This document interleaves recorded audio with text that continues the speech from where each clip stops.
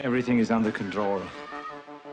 Cyberpunk 2077 review. About Cyberpunk 2077. It's called Cyberpunk 2077. It's Cyberpunk 2077. Cyberpunk 2077. Cyberpunk 2077. Cyberpunk 2077. Cyberpunk 2077. Cyberpunk 2077. Cyberpunk 2077. Cyberpunk 2077. Cyberpunk 2077. Name is Cyberpunk 2077. Cyberpunk 2077. Cyberpunk 2077. Cyberpunk 2077.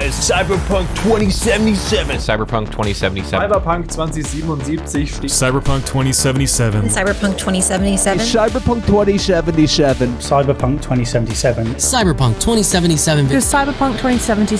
Cyberpunk 2077. Cyberpunk 2077. Cyberpunk 2077. Cyberpunk 2077. Cyberpunk 2077. Cyberpunk. Cyberpunk. For Cyberpunk. Is Cyberpunk Cyberpunk game. Cyberpunk 2077 is one.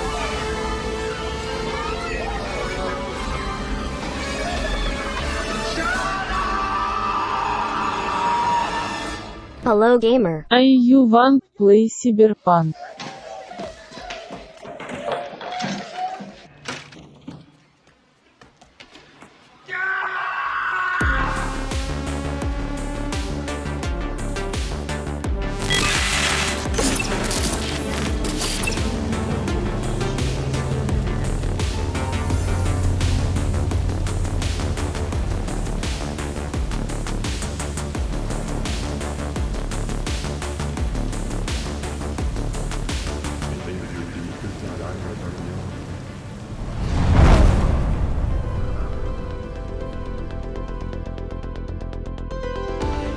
By this point, you probably watched, read, or listened to someone either thrashing Cyberpunk 2077 for its stupendous amounts of bugs or technical issues, or in other cases, you watched people praising it for raising the bar for how video game open worlds are built, and you're probably beyond the point of giving a damn.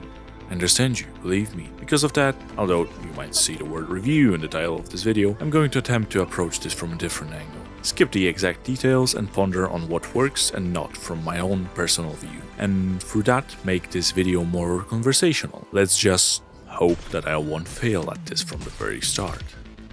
And don't worry, this is not a Joseph Anderson video, so I'll try to keep this from being half a day long. Also, please watch his series on The Witcher if you have a spare week of time or so. It is really good, boy. Alright, one more thing.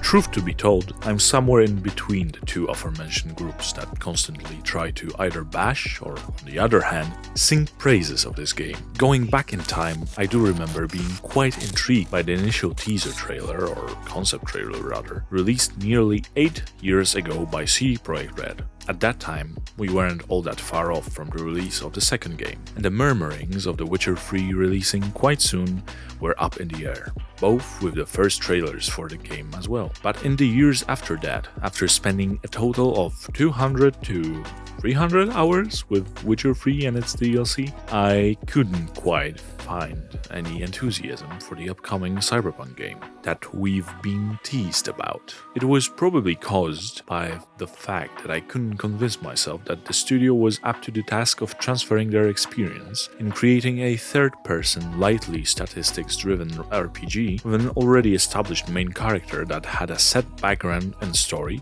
to a game that was basically a mix of an FPS and create your character style of an RPG, with an open world taken straight out of a GTA type of an experience.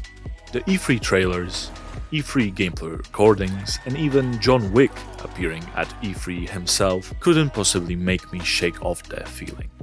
That this game will never live up to what it seems to be, and that the hype around it could cause a shockwave of anger throughout the community.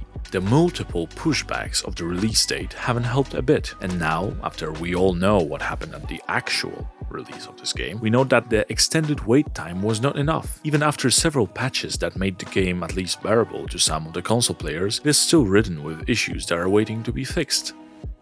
Unfortunately, some of the issues, in my opinion, lay way more in the constructive pieces of gameplay mechanics and systems that are included in this game rather than the bugs themselves. You can notice it in your in-game menu, where there are elements of it, like crafting or the weird status percentages in the main selection screen, that feel a little out of place or unfinished, or not entirely thought through, but these are nitpicks that are possibly fixable sometime in the future. What we are going to talk about next is unfortunately not going to be fixed until this game's sequel, I think.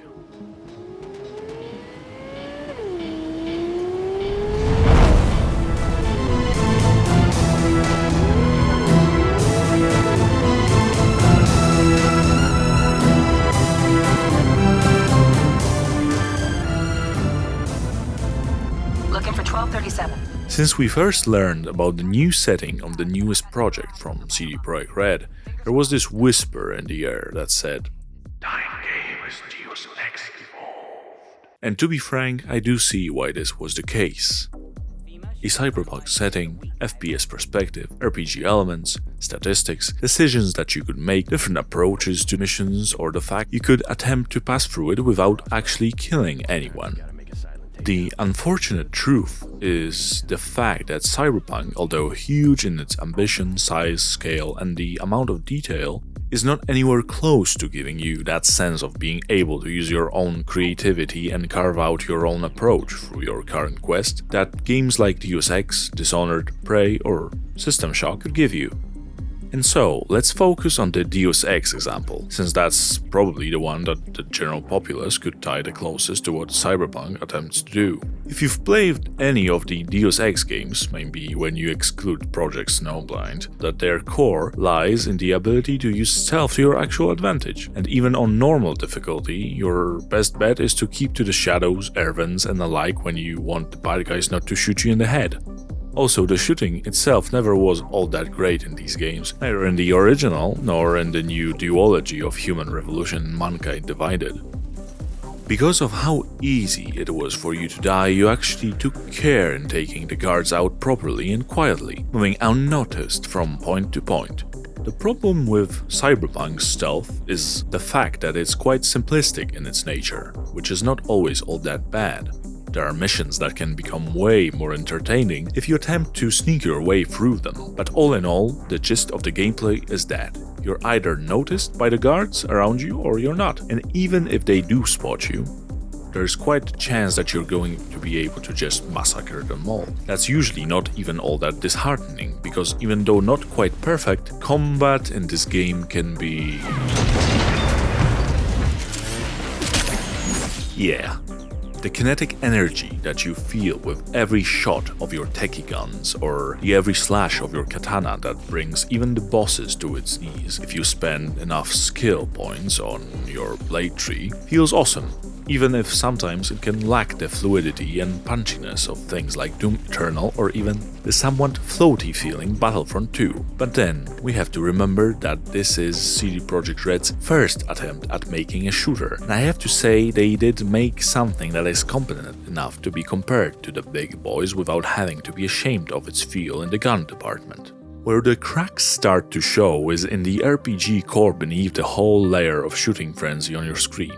The ever-present numbers and headshots that, unless you have several cyberware mods installed, almost never kill your enemies but just give you a damage multiplier, or the fact that some enemies can die because of damage modifiers and not because you've actually dealt the final blow. It all seems to be a little too similar to a certain Polish game that itself seemed a little too similar to the king of the on-screen number looter shooters, Borderlands. And even though that sort of a Borderlands hack-and-slash sort of a system can be okay in a loot-focused cooperative game, it can feel a bit jarring in Cyberpunk, which certainly aims for realism but ends up being stuck in between ideas on what it wants to be in that regard, and it never truly decides on what it is. But let's get back to stealth, and more precisely to the element that is derived straight from the genre of literary fiction that both Deus Ex and Cyberpunk 2077 latch onto: hacking. Here I'm a little bit torn on the inside since I like the simplicity of Cyberpunk 2077 quick hacks that enable you to create havoc in the enemy's ranks, or just make them go blind, switch off their weapons, or even cause them to kill themselves. But at the other hand, just look at the hacking minigame in Deus Ex vs Cyberpunk.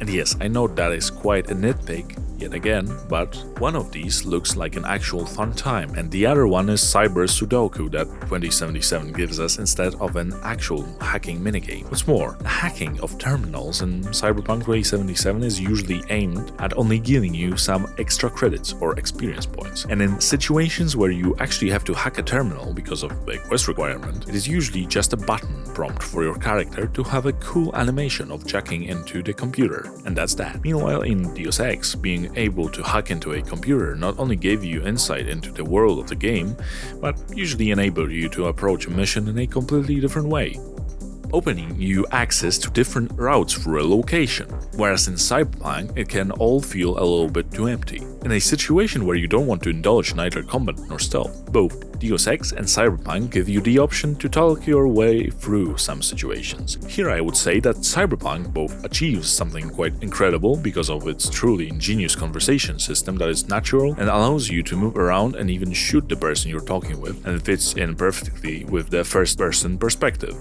Meanwhile, Deus Ex conveys its dialogues in stiff face-to-face cutscenes which seem to have not progressed all that much from the 90s, and are closer to what The Witcher 1 did 11 years earlier than to what Witcher 3 or Cyberpunk can do when it comes to conversation presentation.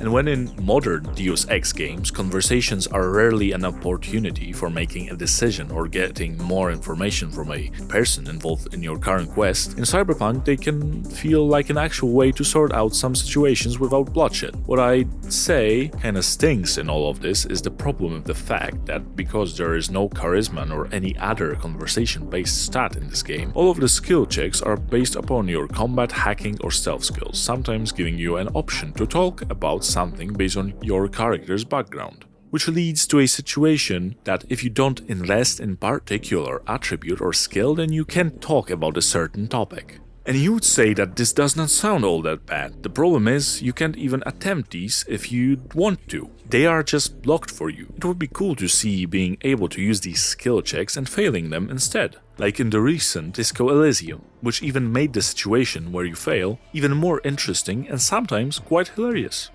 Here I would like to touch up on a playing of almost every immersive sim and first-person RPG out there, a football field-sized pile of journal logs that you get to read. And yes, I know, they can be quite an effective world-building tool for the developer, and if they are written well, they can add much to the experience and expand your understanding of how everything works in a particular game's universe. But Cyberpunk's issue is with the amount of journals that you find. There is a point where reading through them all would possibly mean that you would need to dig through hundreds of pieces of text that can be sometimes quite witty or interesting, but mostly give you nothing back. There rarely was an occasion that the journal I found actually aided me in a quest. Maybe only few data shards, this is what the game calls these pieces of text, even being used for quests, the most notorious of which might be the one you use in one of the very first missions in the game, the one when you take on the Maelstrom gang, where reading a journal can actually affect the quest itself, but I hardly remember anything like this happening, as well as I don't remember seeing the spider bot anywhere else except for one mission in the game.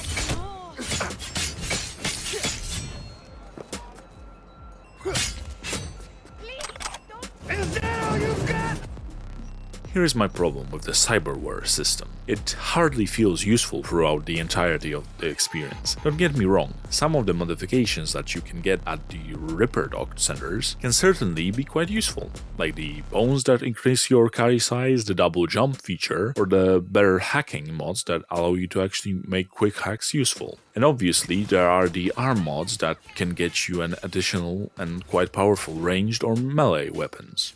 But when you compare this to the mods in the modern Deus Ex games you can apply to Adam Jensen that actually affect the way you can play the game, be it by being able to carry heavier things, jump higher, become invisible, or use your modifications for your advantage in a conversation or just to punch through the wall, you can see how whatever CD Projekt Red wanted to achieve with this aspect of the game was nullified quite a bit in the production process, and a vision of being able to use your mantis blades to approach a location in a different way got tossed out of the window.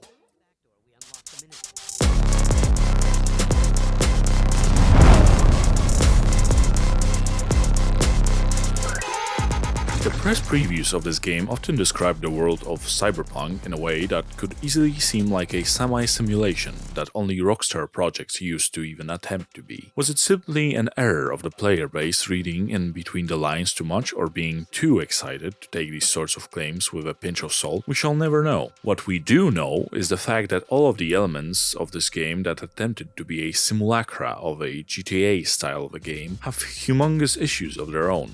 And even though CD Projekt claims that the patch 1.2 can fix all of this, I still have my doubts. The most obvious and often memed by everyone is the police system, and since you've probably seen a whole load of compilations of them spawning in walls, shooting at you from underground or appearing out of nowhere, I'll try to cut this short. I honestly think that CD Projekt Red never wanted for this feature to serve the same role as in the GTA or Red Dead Redemption series. The overly enthusiastic developers and PR people might have presented the police system as far more complex than in the final game, but behind the scenes they just knew that this was never a real priority. Just look at the Witcher series and remind yourself of the guards patrolling Novigrad, or even the guards in Witcher 1. They were never designed with being anything but a window dressing for the world of the game. I'm not saying that this is a particularly bad thing, but it's not a systems-based approach. It's the world design approach to this issue. And since Cyberpunk 2077 is really the first game made by CD Projekt where you can kill basically any passerby on the street, they had to have a system that would limit the bloodlust of the players like in any other open world game.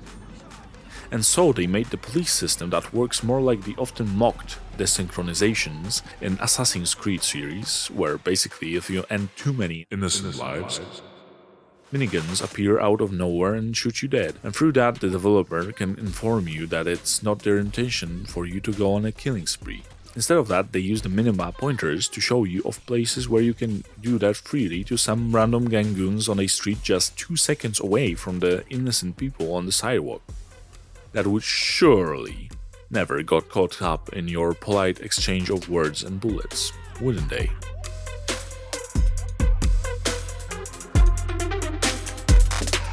So Cyberpunk's solution to this is mixing in the Assassin's Creed system with something that is very loosely based on GTA's star rating system, which ultimately just amounts to you not having to worry about the police and the low star levels, since their chase disappears in a few seconds. But on the other hand, if you'll do something bad, they'll just spawn in the wall or on the street or in the middle of the desert to straight up murder you. One thing you can admit that CD Projekt Red got absolutely right about this game is its world. From street corners to busy city center walkways, through the multitude of bustling highways and even deserts and junkyards stretching for miles and miles, and the occasional Blade Runner-esque outbursts of rain cutting through thick smog of the city, Night City is certainly one of the most immersive and well-realized game worlds that I've ever encountered. What is unfortunate about it though is that its actual contents are quite lacking. And by that I don't mean that the world lacks micro-detail, it's the complete opposite in most cases. What I mean is the problem with the interactions between the world and its inhabitants, and from what I have seen through my about 90 to 100 hours with this title, is a thousands upon thousands of clones that just walk on the sidewalk, never really interacting with anything in an interesting way, never having actually interesting conversations like in GTA. What up, virgin? No sex yet or what? Because of that, the world, even when it brims with shiny and beautiful things, might quite oftenly seem really static and just not all that interesting, unless all you want is virtual tourism. Also, where I'd wish they take more inspiration from the Rockstar titles is the driving in this game. which to me always felt sloppy and kind of floaty. The faster the car, the more it slides for no apparent reason, and turning on some corners almost always caused me to drive through the citizens on the walkways just beside, even when it wasn't my intention. It's true that the cars themselves are amazing looking beasts, which proves how much time and effort went into the design of them, but unfortunately the most important aspect, the way you drive them, is kind of a mess. Not to be all negative though, let's talk about the meat and potatoes of this game, its quests. These are partitioned into main jobs, side jobs, contracts, and a multitude of smaller things like just some encounters with the gangs or some one-off conversations with a character that lead to an interesting cutscene and the like. As always with CD Projekt Red, both the mainline campaign and side quests you do for the host of supporting characters are always fun, creative, and sometimes can even be quite disturbing and emotional on the writing side. On the gameplay side, they also try their best to spice up the missions with set pieces that could sometimes rival even those from Call of Duty games, as well as interesting mechanics that can appear just for one mission, like the entire diving sequence with Judy, or the tank mechanic that appears exclusively in Aldecaldo's missions. What I'd like to mention is the fact that as in previous games, some interactions taken in the side missions can affect the main missions, sometimes in small ways, where it gives you another thing to talk about with the character, but at times it can affect the way the things eventually play out, even including the ending of the game itself. There are also contracts that you get from your handlers that both require but also add your pool of street cred level, which, although never as original and ambitious as the main or side missions, and being usually about killing, rescuing, sabotaging or stealing something, can be also quite interesting due to the quality of the writing, but also because of how fun, especially at the beginning, they can be. Next thing on the list that is worth mentioning is the customization that Cyberpunk 2077 can offer you. And here yet again I'm at a crossroads. Because to be honest, I do believe that the character customization tools are pretty great, and just a few seconds spent with it shows you the full potential of truly crafting your own unique looking V. But since you spend your entire playthrough in first person perspective, only rarely switching to third person one, you cannot really see your creation all that much. What makes this even more bitter is the fact that you're pretty much locked off from customizing your character's look in any way after initial character creator. Yeah, you can dress your V in a load of different kinds of outfits, but you'll soon realize that none of them look or mesh all that great together. This is nowhere near the level of GTA's organic customization, and that's customization of pre-made characters that are designed by the developer and not by the player. Even Witcher 3 had options to actually trim girls' beard or hair.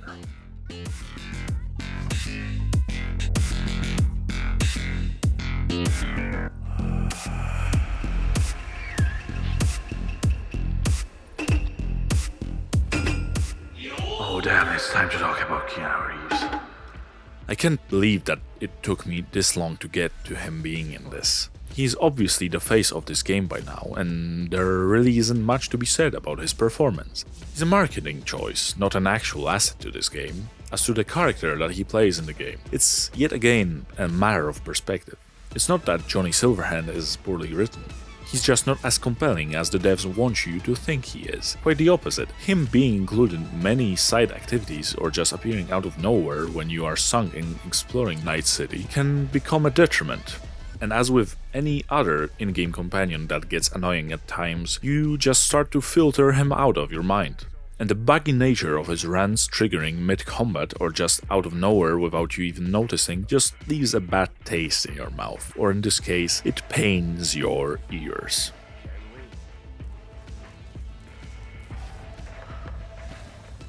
You fucking blow if you can. Not about to leave her alone, middle of nowhere.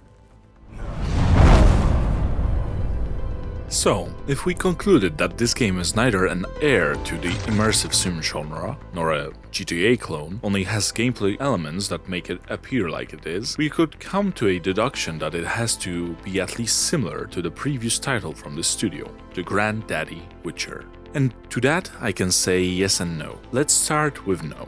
The looter-shooter-esque systems behind the combat are at a detriment here.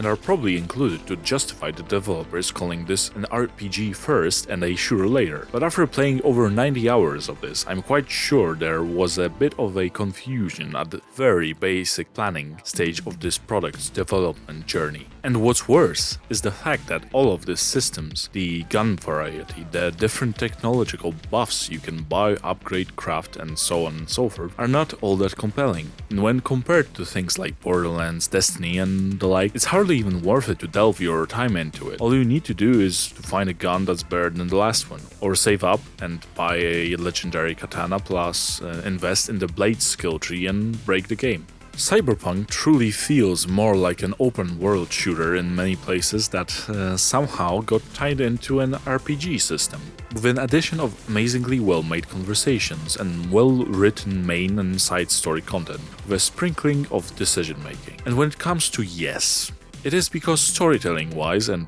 grand-scale decision-making-wise, it is still at the level that exceeds the mediocre nature of the writing that we usually associate with the most AAA, big-budgeted and action-focused games out there. What I wanted to say is that it is quite rare for a game to move me these days. And although Cyberpunk's main theme and main struggle of the player's character never truly got to me as much as I would want to, the entire host of greatly written side characters, each bathed in a detailed background that you uncover as you get to know them, the mature approach to the contents of many missions, even when taking up a topic like a guy wanting to be crucified live on TV, or dealing with an AI/cop company whose personality splits into different cars, each blaming its father for its suffering and always for different reasons, are just the icing on the wonderful cake of creativity that is this game's more intimate and subversive approach to storytelling. And although you never truly feel the weight of your choices like you did in the Witcher games,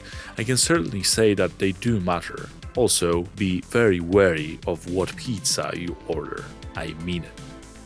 Wait, what is this?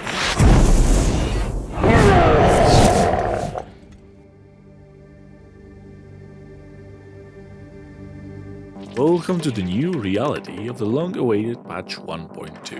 Since most of this review has been written and edited before it was released, let's get through this quickly and see if the problems we all had were fixed. As you can see, the list itself seems to be stretching way past the limits of attention that both millennials and Gen Zers can give to a singular piece of text. In short, there was an attempt at fixing some stuff. Firstly, the stability of the game itself. This seems to be improved a little bit. I had no crashes of any kind, and although I haven't noticed any changes in performance, it at least seems to stay around the same numbers most of the time. Secondly, the police. This is a mixed bag. It's clear that the wait time before the first few officers spawning in has been elongated, and subsequently you have more time to escape them. But on the other hand, this is clearly not a change in the system, it's just a slight adjustment of it. Besides, the actual running away part is still as short as before, and the tiny improvements to the driving model of some of the cars make making a run for it even easier than before. I'm aware of the whole metric ton of stuff that has been fixed in this patch. There is some actual sound design to the crafting component of the game now. Wow. And improvements to the whole economy behind crafting and buying stuff from vendors, as well as improvements to the stability of the code, which from what I have heard from other people, finally lets them to push through some game-breaking bugs. But still, all of this is hardly enough. The game still has a truly bountiful amounts of issues, some of which I've never encountered before the patch itself, and I'm guessing that there is still plenty of them left to discover.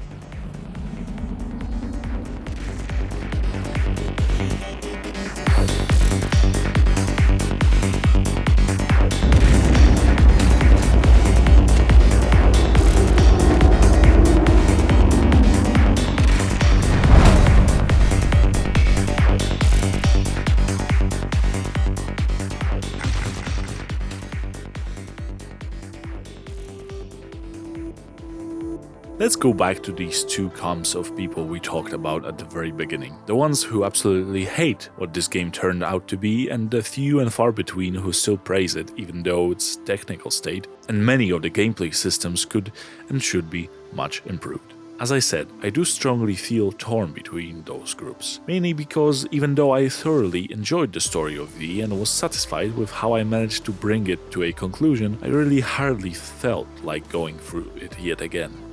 It might be the performance giving me headaches, or the notorious bugs that kept ruining my saves, or it might be the fact that even though the world of the game is truly amazing, it isn't really as unique as I hoped it would be. The many lackluster gameplay systems can truly outweigh and influence even the parts of the game where you honestly wouldn't find a fault at first. But when you build a good combat system, but your AI is ridiculously stupid and sometimes even broken, it can turn something that was supposed to be a joyride into a parody of itself. And this is why I cannot truly recommend this title. Even though I know that it's worth playing, you still should wait with playing it in something like 2022 or 2023 when it's on sale and hopefully patched to the point of being completely stable. For all, both PC and console players. I thank you if you made it so far into this video. I promise you that the next video will be more review-like, and that I'll limit my rambling on topics that do not adhere to the game itself. Sayonara. We draw the spirit of water into ourselves